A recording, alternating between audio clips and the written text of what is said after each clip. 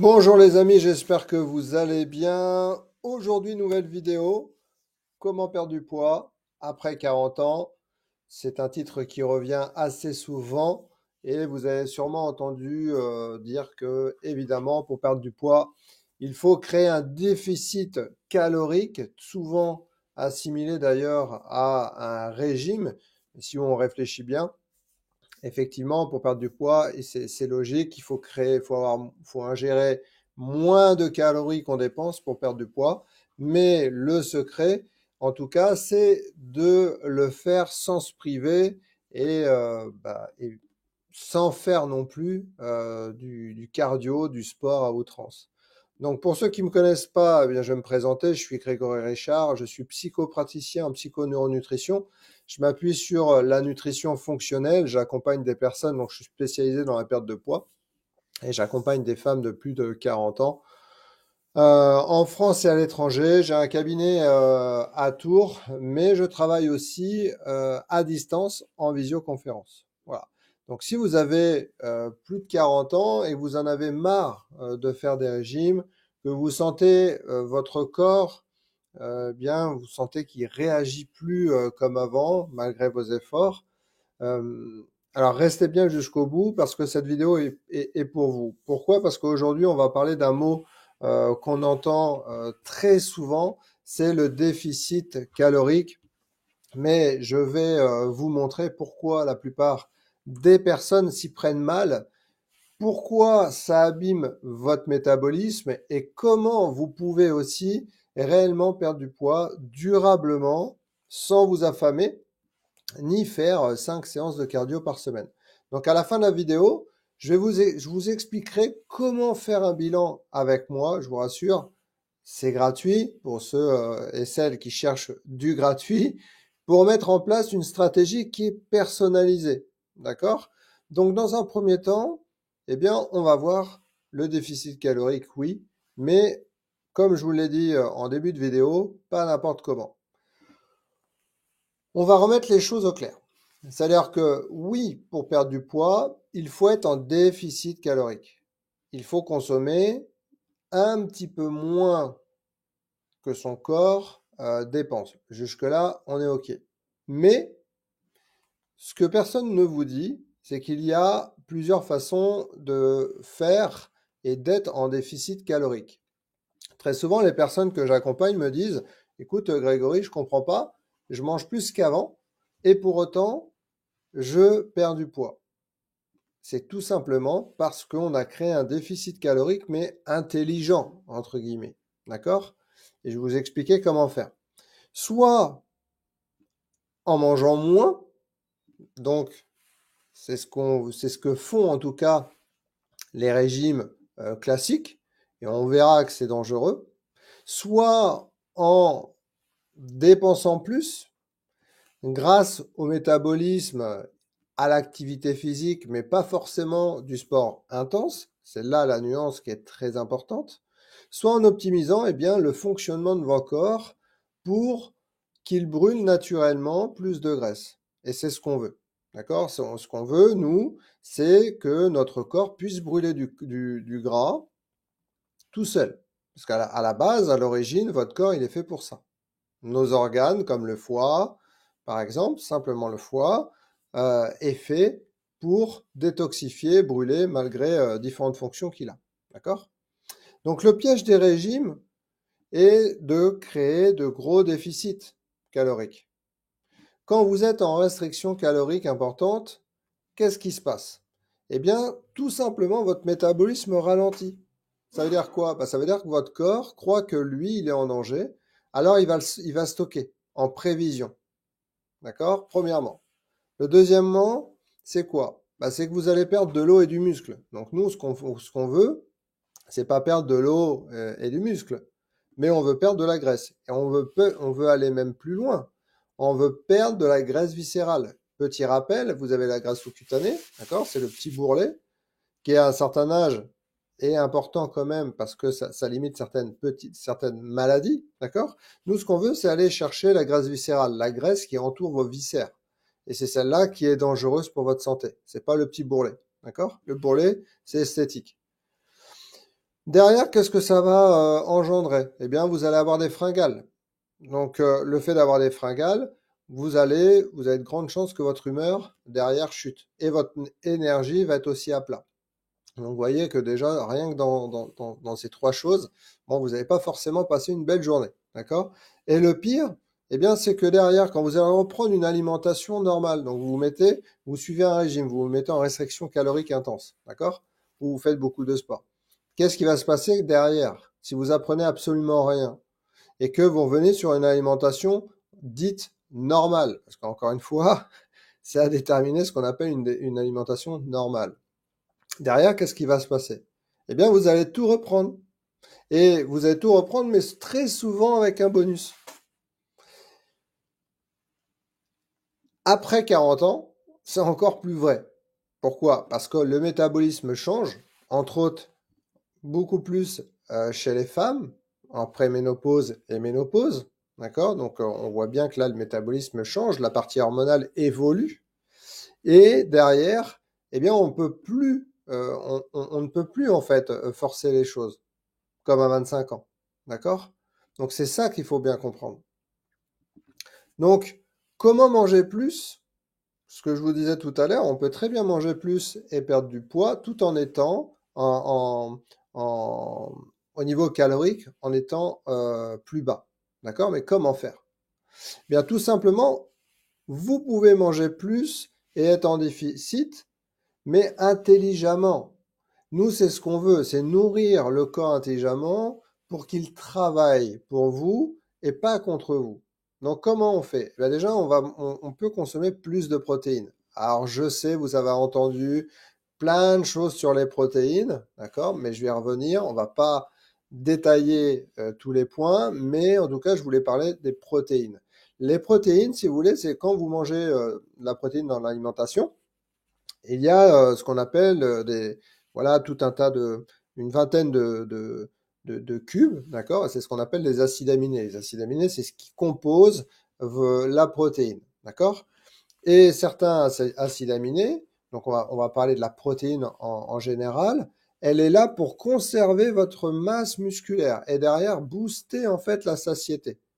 Entre 40 et 50 ans, ce qu'il faut bien comprendre, très souvent, on entend les médecins, et j'ai rien contre les médecins, encore une fois, écoutez les médecins, mais très souvent, même des nutritionnistes ou des diététiciens, et il y en a des très bons, je veux pas me mettre à dos qui que ce soit, mais pour autant, très souvent, on va dire, oui, mais quand on vieillit, on a moins besoin de manger parce que on fait moins de choses.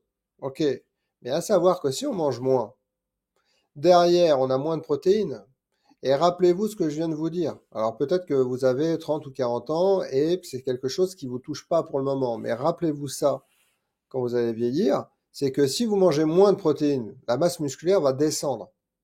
Si la masse musculaire descend, vous allez avoir moins d'énergie.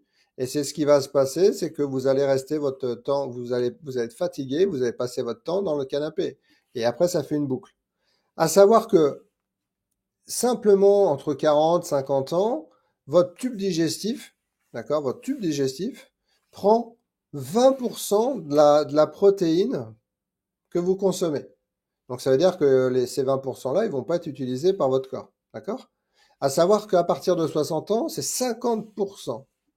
50% que votre tube digestif va prendre dans ce que vous allez consommer en termes de protéines. Donc ça veut dire que les autres 50%, vous allez les dispatcher dans votre fibre musculaire. Et si vous en mangez moins, bah, vous n'allez pas en avoir beaucoup. Ok? Donc ça, c'était la petite parenthèse sur la protéine. Autre point, manger plus de fibres. Pourquoi? Bah, tout simplement parce que les fibres, ça va faire du bien à votre microbiote. Ça va faire du bien à votre transit. Le transit, c'est quoi? C'est l'élimination. Si vous éliminez pas, vous n'allez pas perdre de poids. Ok? Ça va faire quoi les fibres? Ça va aussi réguler l'appétit. Parce que c'est ce qui permet d'avoir la satiété. Mais pas que. Ça veut dire que les fibres, c'est ce qui va faire, alors je vais pas rentrer dans les détails, mais c'est ce qui va faire que ça va mieux aussi gérer l'insuline. L'insuline, pour généraliser, c'est une hormone de stockage. Quand vous mangez du sucre, vous faites intervenir l'insuline. Si l'insuline revient très souvent, au bout d'un moment, ça va stocker. D'accord? Donc ça va permettre les fibres de faire tout ça. Après, on va parler de gras. Alors je sais que dans la perte de poids, parler de gras, c'est un gros mot, quoi. Sauf que il y a différents types de gras. Ok. Et là, je vais vous parler du bon gras. Le bon gras, à quoi ça va servir dans votre perte de poids? Eh bien, c'est tout simplement, ça va stabiliser encore une fois la glycémie avec les fibres. Donc, quand vous avez les fibres et bon gras, bah, c'est un bon duo. D'accord? C'est d'ailleurs ce que je vous invite à faire si vous prenez une collation. Moi, c'est ce que dans mes accompagnants, c'est ce que j'invite les personnes à faire. Mais pas que. Le bon gras, ça va aussi favoriser les hormones. Les hormones brûlent graisse. Je vais pas aller dans les détails, mais en tout cas, consommer des oméga 3 par exemple, dans une perte de poids, c'est fortement conseillé. Donc on voit que bah déjà on enlève eh bien des fausses idées, des idées préconçues, des choses qu'on a entendues à droite à gauche, mais qui sont pas fondées. D'accord? Qu'est-ce qu'on va pouvoir faire aussi? On va pouvoir manger plus d'aliments qui vont être non transformés. Ça, c'est classique. Pourquoi? Bah, tout simplement pour éviter les pics d'insuline. Parce que les plats transformés, derrière, vous avez un tas de choses. Ils rajoutent du sel, du sucre. Là, on parle d'insuline, donc le sucre. Mais vous avez aussi différentes choses qui vont euh, encrasser votre foie. J'ai fait d'autres vidéos sur le foie. Je vous invite à aller les voir. Voilà, et ça va encrasser votre foie, qui est encore une fois le filtre global de votre organisme, et c'est ce qui va favoriser aussi votre perte de poids. D'accord? Donc ça, c'est très important à comprendre ça. Donc vous voyez, on peut très bien être en déficit calorique tout en mangeant plus, d'accord, sans pour autant être dans la restriction, comme la plupart des régimes. Et moi, ce que je vous invite à faire, c'est aussi avoir des repas qui sont structurés, avec une vraie régularité. La régularité des repas, c'est un vrai sujet. Je ferai peut-être une vidéo dessus. Pourquoi? Parce qu'aujourd'hui, on vous bassine en vous disant, écoute, t'as faim, mange quand t'as faim, etc. Pas de problème. Moi, je suis OK avec ça. Sauf qu'aujourd'hui, c'est pas possible. Pourquoi c'est pas possible? Tout simplement depuis l'industrialisation. Aujourd'hui, je pense que comme tout le monde, on a une activité physique, une activité professionnelle. Sauf que si à midi, par exemple, vous n'avez pas faim, vous mangez pas et que vous avez faim à 15 heures, est-ce que vous avez la possibilité de déjeuner à 15 heures? Je pense pas. Donc ça veut dire que vous avez sauté les repas. Et ça veut dire que derrière, eh bien, ça va tout dérégler. Pour une personne qui souhaite perdre du poids ou qui souffre de troubles alimentaires ou qui souhaite vraiment avoir une régularité en termes d'énergie, moi, je vous conseille, je vous invite en tout cas à avoir une régularité dans vos repas. Alors je sais, c'est peut-être pas ce qu'on vous dit. En tout cas, ça fait plus de 10 ans que j'accompagne des personnes. Encore une fois, ça convient peut-être pas à tout le monde, mais dans la majorité des personnes, eh ben, quand on met des repas structurés avec une vraie régularité de repas, je peux vous garantir que l'énergie psychologique, mais aussi physique, et la productivité et la perte de poids, d'accord, sont au rendez-vous. Donc résultat, vous allez manger mieux, pas moins, mieux. Et votre corps derrière, eh bien, va naturellement être en déficit et sans aucun stress. Je vous rappelle que si vous générez trop de stress, ça va vous faire prendre du poids. Quand vous mettez votre corps en restriction, eh bien, ça crée un stress. D'accord? Donc, un point qui est aussi important, c'est le métabolisme. Le métabolisme, c'est votre moteur. Et plus il est efficace, plus vous allez brûler naturellement des calories, même au repos, même quand vous allez dormir. D'accord? Sauf qu'aujourd'hui, votre métabolisme, pour la plupart des personnes, il est à zéro. Et quand je dis zéro, c'est déjà bien pour certaines personnes. D'accord? C'est pas un reproche. C'est pas de votre faute. Mais quand vous le protégez, eh bien, il vous rend bien. Pourquoi? Parce que derrière, votre métabolisme va faire que vous allez mieux dormir. Vous allez mieux digérer. Vous allez avoir plus d'énergie. Vous brûlez plus facilement de la graisse, vous avez un meilleur mental, et tout ça, en fait, ça fait un cercle vertueux. D'accord? Donc, pour le stimuler, on ne parle pas forcément de faire du sport intense. On peut parler de faire de la marche. On peut faire aussi des mouvements réguliers, avoir une petite routine tous les jours. Mais on peut aussi avoir une routine de sommeil, une routine de respiration, une routine de gestion de stress, peut-être de la visualisation, par exemple. Et surtout, ne jamais tomber dans un déficit trop bas trop longtemps. Voilà. Parce que ça, encore une fois, ça va générer tout un tas de mécanismes physiologiques qui vont faire que derrière, vous n'allez pas perdre de poids. Et même si vous en perdez, eh bien, derrière, vous allez le reprendre. D'accord? Donc, ce qui fonctionne après 40 ans, eh bien, c'est ce que moi je vois en tout cas chez les personnes que j'accompagne. C'est que les femmes après 40 ans n'ont pas besoin de plus de discipline. Elles ont déjà tout donné. Ce qu'elles ont besoin, eh bien, c'est déjà, dans un premier temps, c'est de comprendre leur corps. D'accord? Aussi bien dans cette région, mais aussi sur le côté psychologique. D'accord? De savoir quoi ajuster à quel moment. Ça, c'est très important. D'avoir un plan qui respecte leur rythme. Et c'est pour ça qu'un accompagnement doit être personnalisé. Et forcément, d'un accompagnement qui va être professionnel pour ne pas faire les mêmes erreurs qu'avant. Pourquoi? Tout simplement, je vous dis, hein, moi j'accompagne des nutritionnistes, des diététiciens et j'accompagne même des médecins. Pourquoi ils viennent me voir? Bah, c'est tout simplement parce qu'ils ont besoin déjà d'un professionnel à leur côté, d'accord? Parce que c'est pas forcément évident de mettre les choses, et puis on a besoin aussi d'être accompagné, d'être coaché peut-être, d'accord? Donc ça, c'est très important d'être accompagné par un professionnel.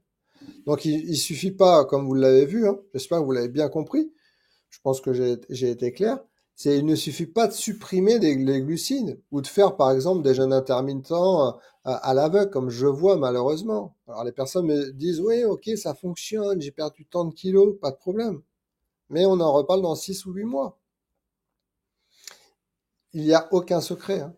Il faut équilibrer, il faut avoir une stratégie, une méthode, une logique, d'accord, sur le long terme, et entre autres une logique aussi hormonale. Euh, si vous n'avez pas ça, malheureusement, vous ne perdrez pas du poids sur le long terme. D'accord? Donc, si ce que je viens de vous dire vous parle, c'est peut-être le moment de faire un vrai point sur votre santé, votre alimentation, votre métabolisme. C'est exactement pour ça que je propose un bilan qui est personnalisé. D'accord? Alors, qu'est-ce que ce bilan personnalisé? C'est pas un rendez-vous nutritionnel. D'accord? C'est pas non plus un diagnostic. C'est un moment d'échange pour comprendre où vous en êtes, ce qui bloque et quelles sont vos vraies priorités. Je vous mets en dessous, vous allez avoir la possibilité de réserver votre bilan avec moi. Je ne prends qu'un nombre limité de personnes, de femmes par mois, d'accord? Parce que j'ai aussi un emploi du temps, mais je veux vraiment, pourquoi je prends pourquoi le nombre de personnes est limité, c'est que tout simplement, je veux vraiment un accompagnement qui soit humain, pas un protocole copier-coller. Donc si vous avez tout essayé, essayons autrement. Je vous invite à prendre ce rendez-vous, on échange et on peut faire le point. Je vous souhaite une très belle journée, portez-vous bien et je vous donne rendez-vous dans la prochaine vidéo. À très vite.